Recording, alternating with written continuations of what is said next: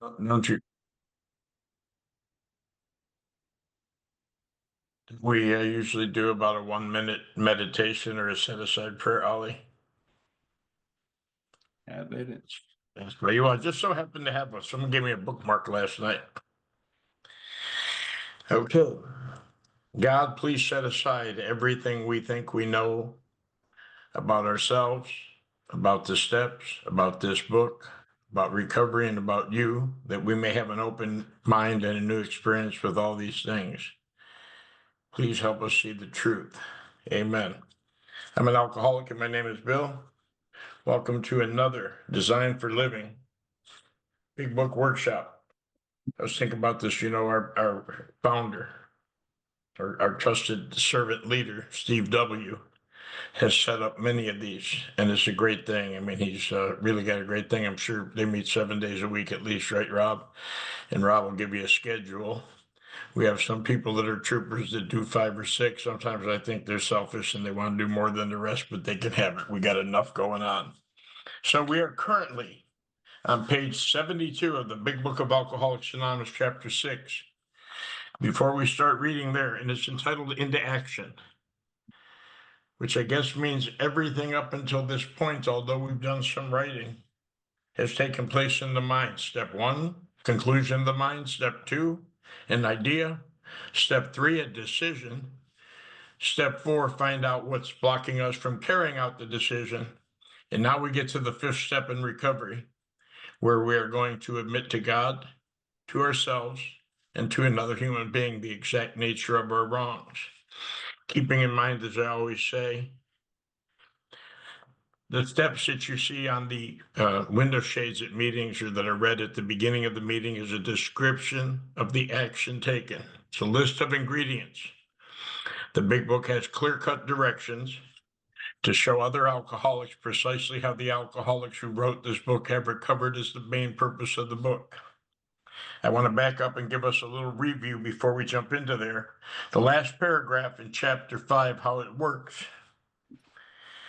After we've completed our 4th step to the best of our ability at that time, because it says a business which takes no regular inventory, an alcoholic that takes no regular inventory, usually goes broke, in our case, gets drunk or goes out of our mind. In this book, you read again and again that faith did for us what we could not do for ourselves. We hope you are now convinced that God can remove whatever self-will has blocked you off from him. If you have already made a decision, step 3, and an inventory of your grosser handicaps. These are the immediate blockages which stop entry of this power into our life to free us from the obsession. You have made a good beginning.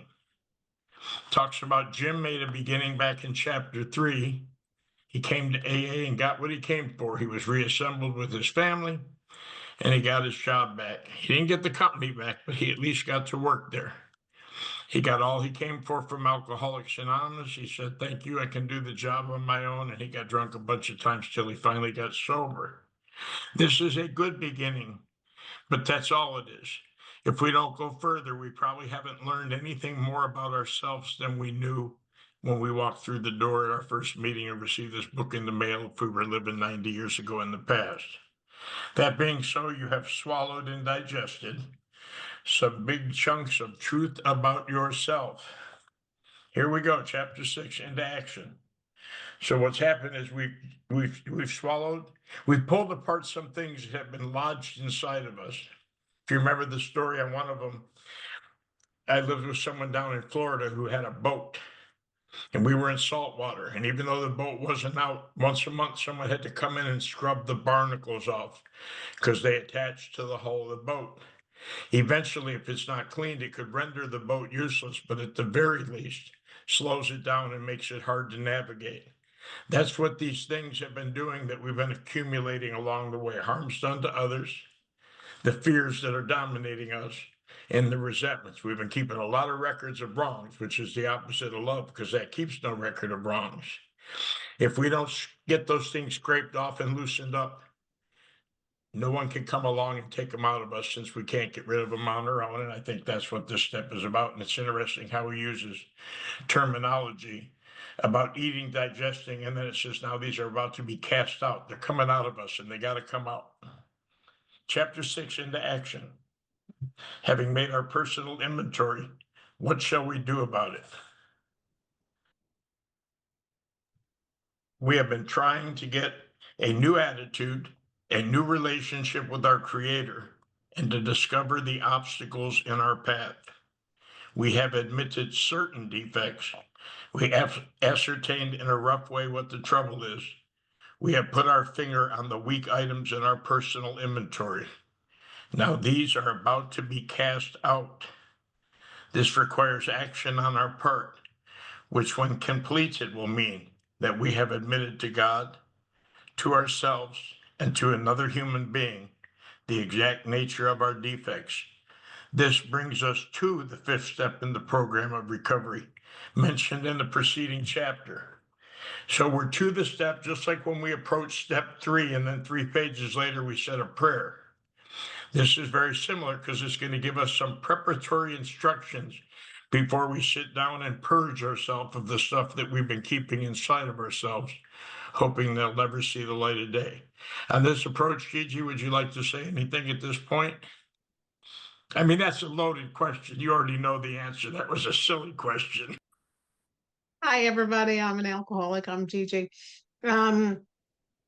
The only thing that I wanted to say is that step 5 is the process by which we dismantle the false self, right? The characters that we put out there for the world to see that we know are not true, that we know we cannot live up to. But yet we are here because, as Bill said, we are seized with fear. I mean, you name it, we're seized with it. And we need the willingness to be transparent. And the most other important thing that I think we need to realize about our step 5 when we share with another human being is that step 5 is not therapy, although it's therapeutic, if that makes any sense. The other person is not there to tell you what happened in your childhood that has made you this way. They're not there to analyze. I guess analyze is the best word I can think of it. They are there to listen and to help you see where you may have set in motion a series of events. And that's all I got. That was quick. That's right. We're going to get into the meat and potatoes. Again, as Gigi said, and this is not necessarily confession, although it'll seem like that. This is much deeper than that. I remember watching The Godfather 3. It was the trilogy to The Godfather. And Al Pacino had now become the patriarch. And he was out in this garden or whatever they had over there at the Vatican. And he was talking to a bishop or an archbishop, and he started to cough and his eyes started to water. And as the archbishop asked him what was wrong with him, he named about 15 ailments he had. And he looked at him, he said, when was your last confession? And that's a tenet of the Catholic Church that has nothing to do with this study. But the point that it made is most instructive, that I remembered it this far later. He said, it's been 40 years since I had my last confession. He broke down, he started crying. He said, I killed my brother. I had my father's son murdered. And he broke down and wept. And after the priest gave him absolution, whatever that means, he looked at him and said, that which we keep inside of ourselves makes us sick. Going back to step 4, it says, when the spiritual malady is overcome, we straighten out mentally and physically. So whether you think these are things that we put inside of ourselves that are making us spiritually sick, whether they're barnacles that we've attached to ourselves to warp our life and get us out of order, or just flaws in our makeup that are blocking us from our true potential and what God created us to be. These things have to go because it says even in the fear inventory, this whole thing's leading up to this process. We are in the world to play the role he assigns, referring to God, our creator. And how can I carry out an assignment if I've taken the instrument and warped it or morphed it into something it wasn't? You can't use a tool if it's rusty, dusty, broken, or in the drawer. It's got to be in good fit shape.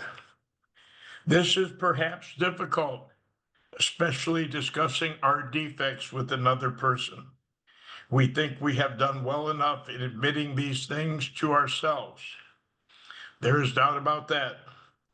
In actual practice, we usually find a solitary self-appraisal insufficient. Many of us thought it necessary to go much further. We will be more reconciled to discussing ourselves with another person when we see good reasons why we should do so. The best reason first. If we skip this vital step, we may not overcome drinking. Time after time, newcomers have tried to keep to themselves certain facts about their lives. Trying to avoid this humbling experience, they have turned to easier methods. Almost invariably, they got drunk. Having persevered with the rest of the program, they wondered why they fell. We think the reason is that they never completed their house cleaning.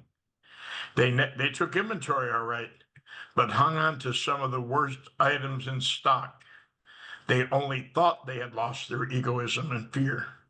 They only thought they had humbled themselves, but they had not learned enough of humility, fearlessness, and honesty in the sense we find it necessary until they told someone else all their life story. Okay, it gives us the best reason first, and then it doesn't give us another reason. So if it's not sufficient that you're going to drink again, they don't know what else to tell you. Before I have Gigi comment, I just want to say something. This is a double-pronged statement when it says they held on to the worst items in stock. Some of the stuff I'm so embarrassed I don't want to admit it. I can't even get it out of my mouth. But not only does not sharing it verbally hurt me, sometimes I still engage in the same behavior that I know is objectionable. Or even so, I could admit some flaws to you and go back and carry them on and then try and use the fifth step like a 9-step charge card. Guess what? It's usually over the limit and they recall the whole loan when I use my 9-step charge card. Let's get the house clean once and for all and keep it clean. Gigi? Hi, everybody. Alcoholic Gigi. Yeah, I always like to say 4 + 5 = 9, right? Um, so the first thing that I wanted to just talk about is that the very first paragraph mentioned trying to get a new attitude, a new relationship with our creator, and to discover the obstacles in our path. That is the goal of every single one of these steps. That's the goal of the program. Okay. And when we finally get that, do that, then we can have full human contact, which is another goal of the program. Have you ever noticed some people that claim to have done a thorough fifth step still cannot look anybody in the eye? Okay. Listen, I've got sponsees, and this is the God's honest truth, and I'm a little bit rough sometimes, who always have their cameras off in meetings. And I say to them, you've done a fifth step. Why can't you look the world in the eye? What's the problem? And I want to talk about that solitary self-appraisal, right? Did that ever work for anybody?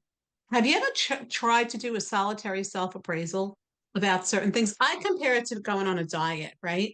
So I go on a diet and I set my goal for 20 pounds for the month, right? And I don't weigh myself at all. I get on the scale and it looks like I gained a pound. So that's when I say to myself, well, you had beef last night. That's just good for a pound right there. So you're right where you said you wanted to be. And then you've got at least 5 pounds of clothes on. You know, I've got these riding boots on, right? So there goes another 5 pounds. So I lost 15. So I've lost 5 pounds. There's 15 to go. And then I say, yeah, but I had a little too much liquid and I haven't gone to the bathroom yesterday. It could be at least another 10 pounds, right? And by the end of it, I feel like I lost 20 pounds in that month, but I haven't lost a damn thing. I've gained, right? That's what a solitary self-appraisal will do for you. And the best story I've heard, and I've heard a lot of stories about the avoidance, we could write a book, all of us here today, and would have how many of us? 25 of us would have 25 chapters. How I managed to avoid step 5, right? And the best one I've heard is a guy that was working at a funeral home at the time. And he said to himself, they said it had to be another human being. They never said they had to be alive. Could you imagine the lengths that we would go to, okay, to avoid this step? And I did. May not overcome. Well, to me, that tells me right then and there that if I may not overcome, that tells me I am going to drink again. And what am I going to do here? Well, I am going to realize that I cannot serve two masters, one of my masters being myself and the other one being God. So one of us has to go. Which one is it going to be? Um, and again, I love the fact that we have thought and thought on page 73, right under each other. And look, only thought they had lost, only thought they had, right? What does that mean? Where is the problem? Well, I found out on page 24. The main problem of the alcohol centers in the mind. So if I only thought and I only thought, I am not nearly. I am focusing on the place that the problem exists. Thank you. Cool.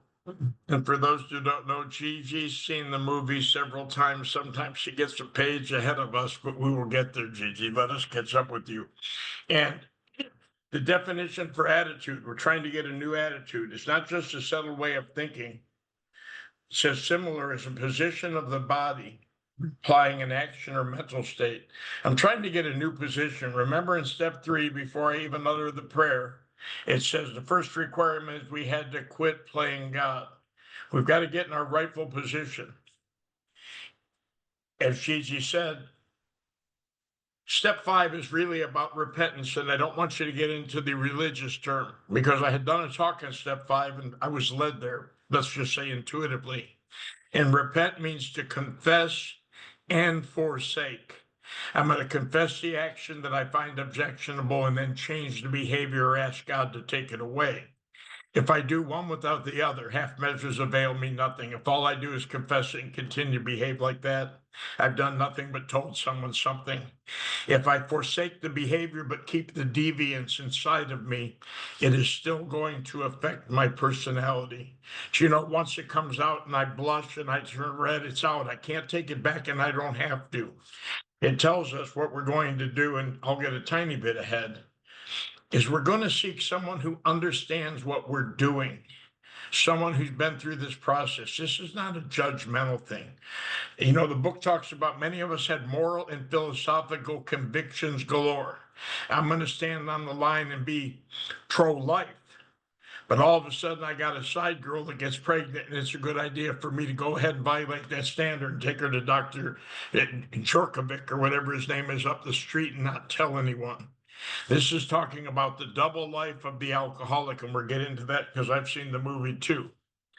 More than most people, the alcoholic leads a double life. He is very much the actor. And if you remember what they describe in step 3, they describe the actor who's playing the director and trying to run everything right into the ground. To the outer world, he presents his stage character. This is the one he likes his fellows to see. He wants to enjoy a certain reputation, but knows in his heart he doesn't deserve it. The inconsistency is made worse by the things he does on his sprees. Coming to his senses, he is revolted at certain episodes he vaguely remembers. These memories are a nightmare. He trembles to think someone might have observed him. As fast as he can, he pushes these memories far inside himself. He hopes they will never see the light of day. He is under constant fear and tension. That makes for more drinking. And before we go any further, I want to say something. We're assuming that when they mention the word sprees, they're talking about a drinking spree. And although they talk about, I vaguely come to my senses and vaguely remember things that happen, hope no one else will. It also talks about how we try to blot out our intolerable situation as best we can, and that's not always done with alcohol. Many of us engaged, we have switched so many seats on the Titanic. If we would have known the boat was going to the same place, we would have just taken one set of luggage and left everything behind. But what happens is their behavior that I can conduct it while not drinking, that I push fast and far inside of myself, hoping they never see the light of day. Alcoholism does not stop when I walk through the door or put the drink down. It's a continuum. It speaks many languages, and for some reason, that's the only thing I do is understand every one of them. It wears plenty of masks and it talks to me in my own voice.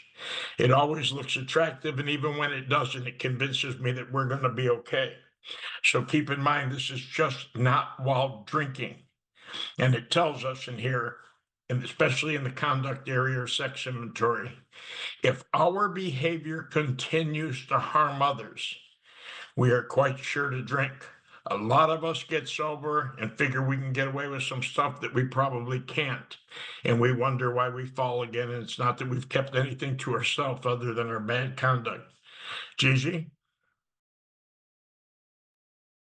So something you just said, Bill, I want to expound upon that. I love what you said just now about alcoholism talks to me in my own voice. And what's even worse than that is when God talks to me in my own voice. When God talks to me in my own voice, it's time for me to stop listening 100%. And again, this double life that we lead, besides the fact that we're worshiping two masters, we are the stage characters. And when I do a fifth step with someone, I have them tell me which character wrote which part of the inventory. So if my resentment is towards my mother, perfect daughter wrote it. If my resentment is towards any of you, the perfect AA, the spiritual woman, the sponsor wrote it, right? If my resentment is towards my child, the perfect mother wrote it. And I look at all those roles that I play in life, and it's exhausting. It's absolutely exhausting. But I love this, the inconsistency. What inconsistency? Well, the inconsistency of knowing what's right, knowing what's wrong, and doing it anyway, and coming to his senses. I am revolted, and the memories are a nightmare. Why? It's very simple. Carl Jung put it best. We desire this union with God, but we don't think that God desires a union with us. And there are two things that will prevent you from receiving the grace of God. And they're both involve the ego. Number one, my ego thinks I'm too big and too important for that nonsense. And number two, my ego thinks I'm too low to be even granted the grace of God. Either way, they're both equally as damaging to me. And I vaguely remember these. Why? Because it's been proven again. We heard about this already. That why don't I recall with sufficient force? Because my mind is trained to block out the most painful memories so they don't seem so bad. And that's why I say, oh, it wasn't all that bad. Was it? So, and that's why I vaguely remember this. But again, in step 9, I'm done with all that. In step 9, one of the 9th step promises, not the promises, the 9th step promises is that I will not wish to regret the past, nor shut the door on it. And once I have achieved those 9 step promises, by the way, which is pretty funny if you think about it, because I always used to say I got all those 9 step promises when I was drunk too. I definitely gained interest in my fellows, and I definitely did not regret the past. So it's a different way because I could remember the past anyway. It's a different way of looking at it. But if you look at this through the lens of step 9, you'll get a real good feel for what we're supposed to be doing here. That and the 5 pages of instructions. Thank you. Thank you. And lastly, on that paragraph, it goes back to not just during the time when I think that someone might have observed my behavior. How about if no one observed my behavior from an action I engaged in that's been eating me alive for years? That makes constant fear, constant tension, and leads for more drinking. And it doesn't mean that I'm drinking when it leads to more drinking. Sometimes it can lead to more drinking from a position of abstinence, even in attendance in the fellowship in AA, because I'm trying to hold on to a secret. Psychologists are inclined to agree with us. We have spent thousands of dollars for examinations. Gee, do you think that's true, or do you think someone else paid for that party? Because no drug spent $1,000 to see a shrink. Not in the 30s. Give me a break. That's the insurance company. We have spent thousands of dollars for examinations. We know but few instances where we have given these doctors a fair break. We have seldom told them the whole truth, nor have we followed their advice. Unwilling to be honest with these sympathetic men, we were honest with no one else. Small wonder many in the medical professions have a low opinion of alcoholics and their chance for recovery. When I was about 5 or 6 years old, I say it was a psychiatrist, but I didn't know the difference. My mom took me to a psychologist because all of a sudden my behavior had changed. And they didn't know why, but I started to act out in a certain way. And after I don't know how many sessions, but it was explained to me that I blurted out I didn't mean to break my mother's back. And what had happened is just that we're on the fifth step. I was a fat, lazy little kid. Now I'm a fat, lazy older man. Nothing changed other than the age and my ability to be accountable. But what happened is me and my mother were sled riding at Kane Park. And at the bottom of the hill, I asked my mom to take the sled back up the hill, and she was laying down in pain and crying. And what had happened is going down the hill, she broke her back. Because I hang on to the fact that I asked her to take the sled up and that guilt was there, and I was already blaming myself for the Vietnam War, Kennedy's assassination, my parents' divorce. I mean, I was just internalizing these stuff and hating myself for it. That what happened is that came out and it was drawn out through a psychologist because at 6 years old, I wasn't concealing anything. I couldn't connect the dots, but someone saw that my behavior was flawed. So even so, later on in life, some of us will go seek some type of therapy because we know our life's out of order. And most of us are unwilling to admit we're alcoholics, so it has to be something else. But I don't go in and volunteer the fact that I asked my mother to take the sled up and that I'm hating myself for that. What we do is play a cat and mouse game with our therapist, with our psychologist, with our psychiatrist, because we have to defend our drinking.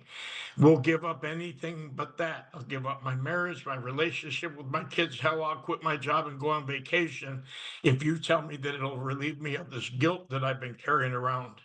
But please don't ask me to give up my Baba. I can't imagine life without alcohol, and it talks about that in chapter 11. We must be entirely honest with somebody. This is a condition. This is a principle.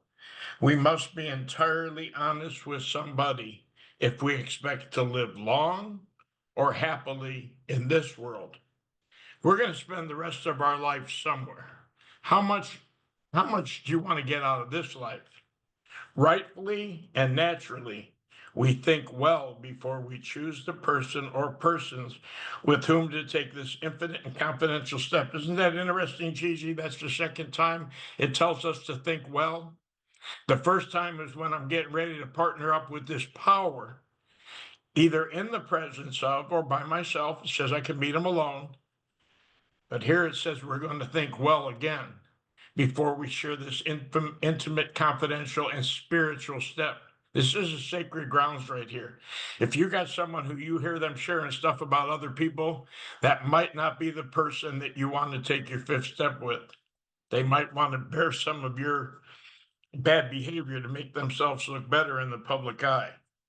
Those of us belonging to a religious denomination, which requires confession, must, and of course, will want to go to the properly appointed authority whose duty it is to receive it. It might be a different story if I'm Catholic and I'm going to confession with the priest. Because when I sit down with a sponsor or another alcoholic who understands what I'm driving at, we're going to get down to every nook and cranny. I'm not going there and saying I'm cheating on my wife. What I'm going to do is get down to causes and conditions, the fact that I married her because I knew she stood to inherit $10 million and there was no attraction or no vows of love and fidelity and affection. all of a sudden I'm stepping outside the marriage to get what it had I been trusting God and relying on him rather than me. He would have brought that all in one package together and the money wouldn't have mattered. But money, property, and prestige divert a guy like Bill Swan from his primary spiritual purpose. We often find such a person quick to see and understand our problem. Of course, we sometimes encounter people who do not understand alcoholics. And I read the line where it says someone ordained by an established religion, correct? So what we're doing with another alcoholic is getting down to the nitty gritty causes and conditions. If my religious observance or practices, I'm going to stay in that faith, require that I make a confession or talk to someone from that denomination, I'm going to do it. It's like belonging to the Boy Scouts. I'm going to go do what they say. If I belong to the church, I'll do what they say. If I'm going to belong to AA, I do what they say. So it may be a double whammy. One may give me an absolution, if you will, like go say a Hail Mary or an Our Father. And then the other alcoholic is going to help me to examine the motives behind my behavior, which lead to my own demise. Gigi?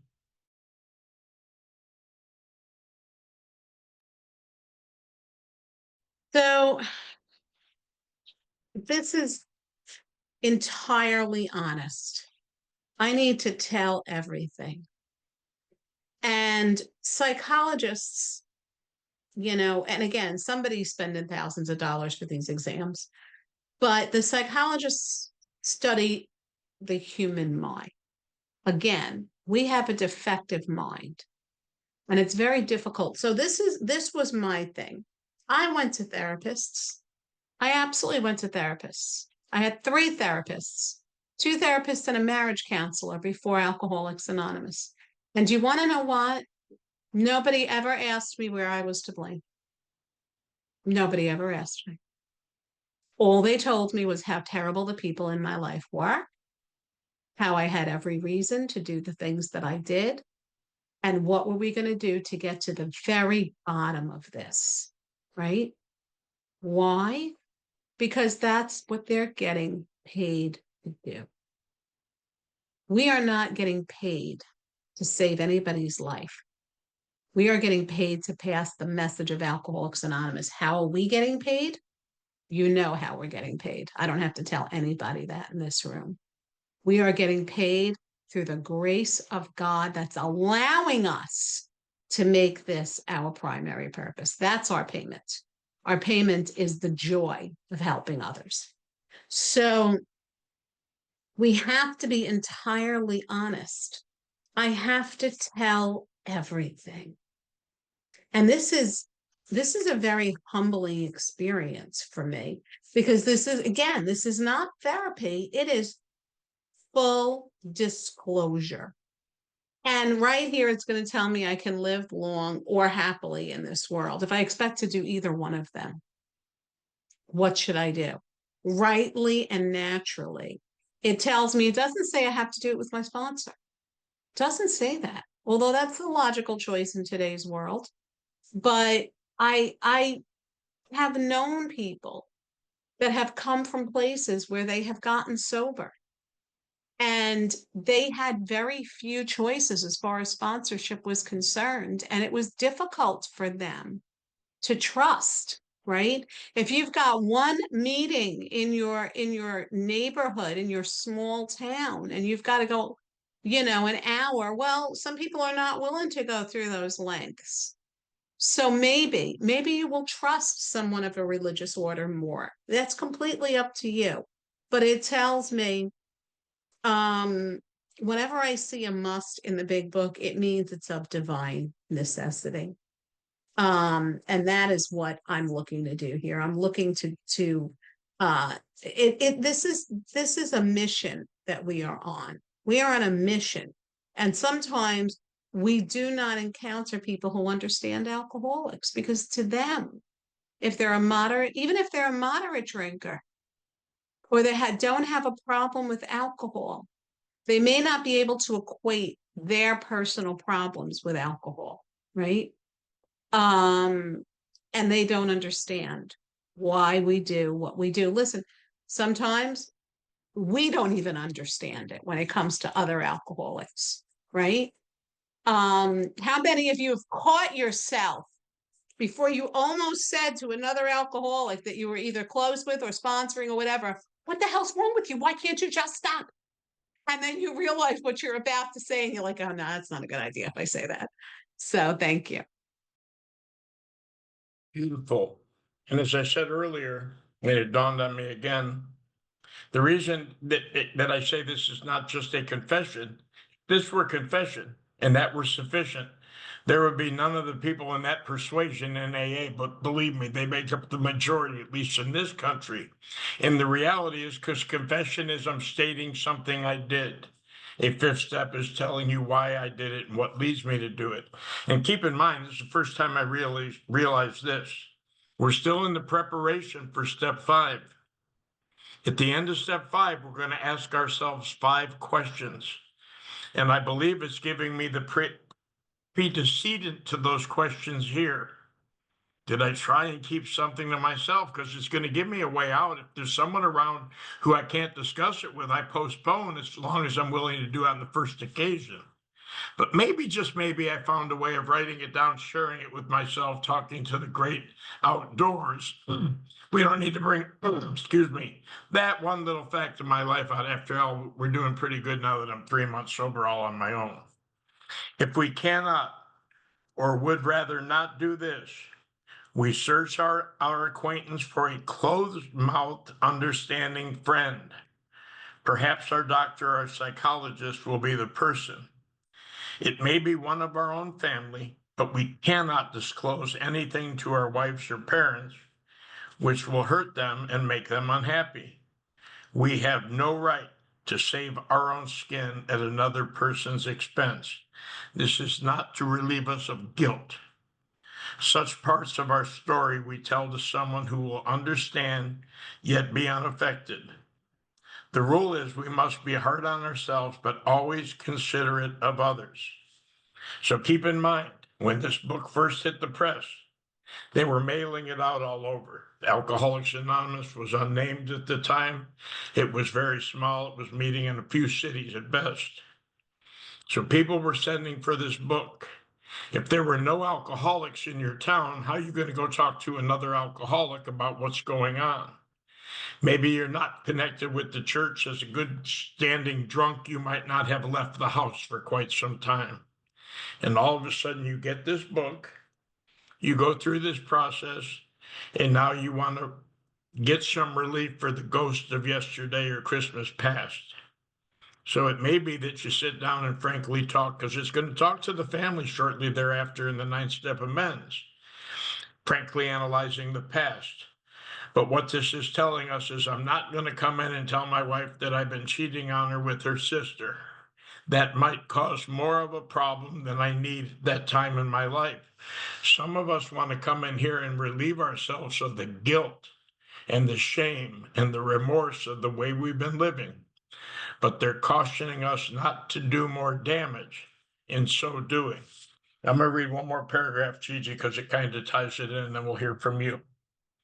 Notwithstanding the great necessity for discussing ourselves with someone, it may be one is so situated that there is no suitable person available. If that is so, the step may be postponed. Only, however, if we hold ourselves in complete readiness to go through with it at the first opportunity.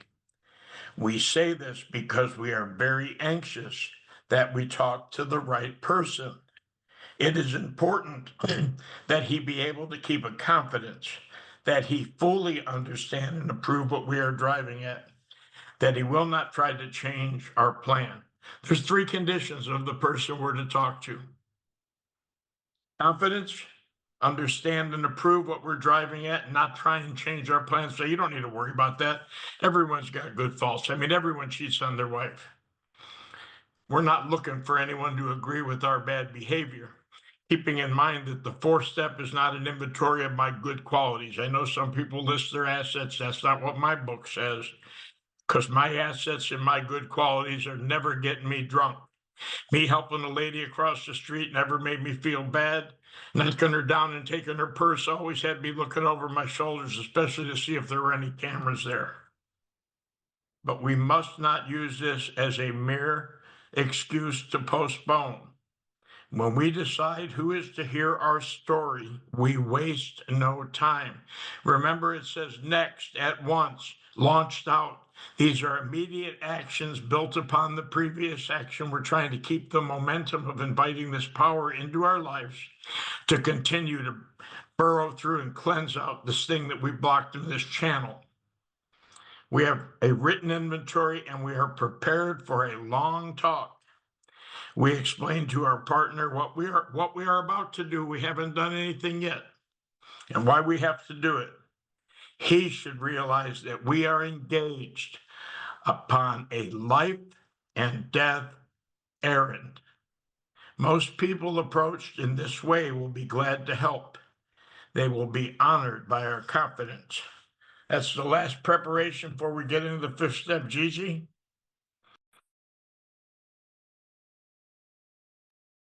Okay. So what Bill said is very important. We are given the specific requirements for that person that is to listen to our step.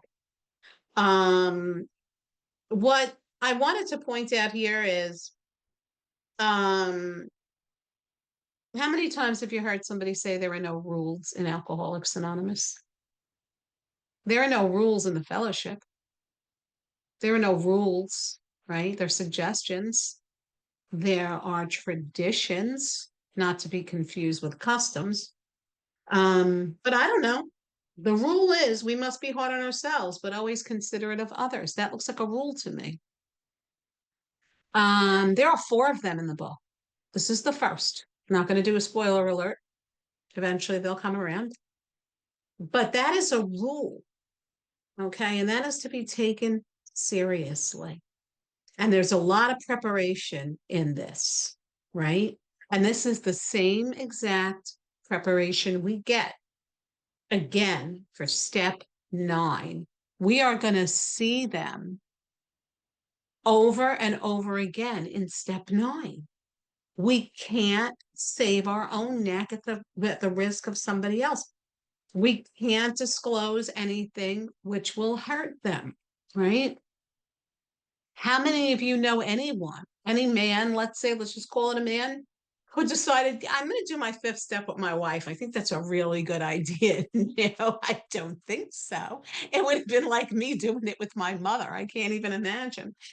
But and it tells us, right? Bill points out, and there's so many time frames in this book, which I love, but it tells us that we must postpone only, that's an only, if we hold ourselves to complete readiness to go through with it at the first opportunity. It doesn't say you must postpone if it's Christmas and you haven't written out your 4th step yet.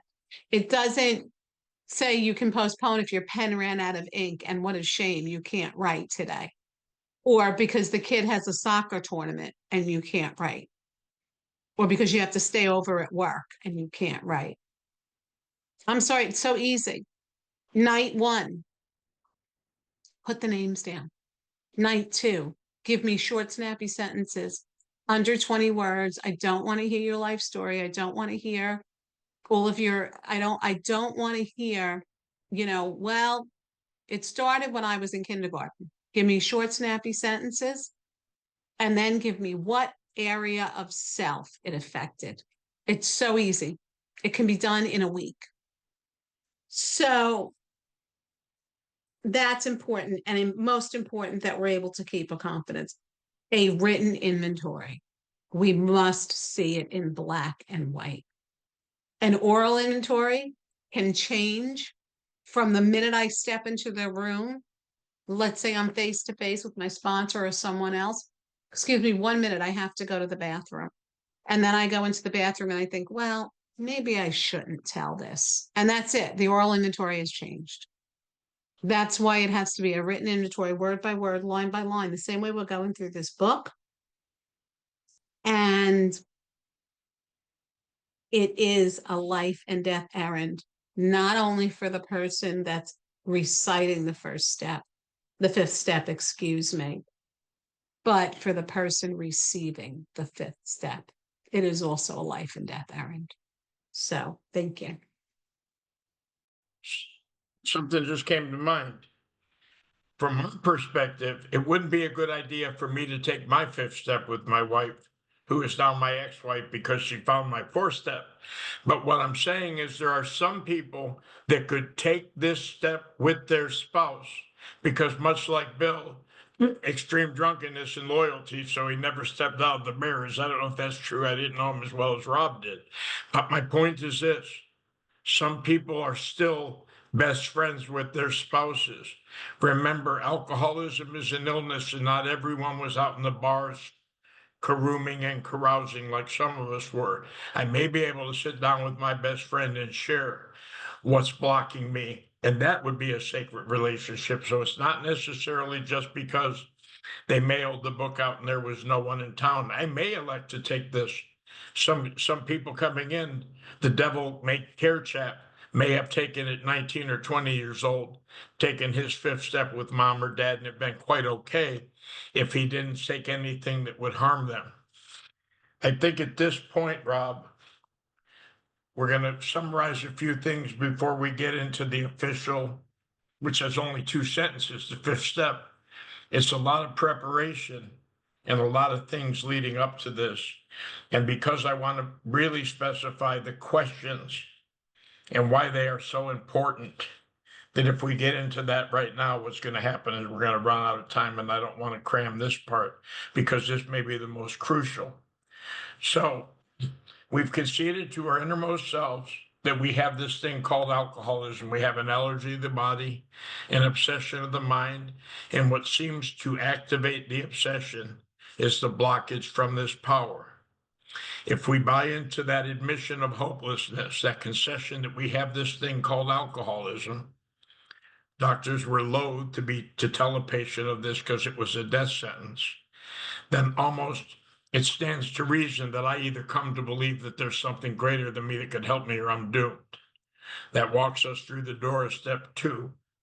What I agree in step 3 is not that I'm going to believe in God, name God, or tell you where he's going to be on Sunday, is that I'm going to quit running my life because it's not working. And maybe I'm going to fire the manager which is me, and make room for a new manager to step in and take his place. Step 4, we're making room for the new manager. And step 5, we're preparing the ultimate, how do you want to say it?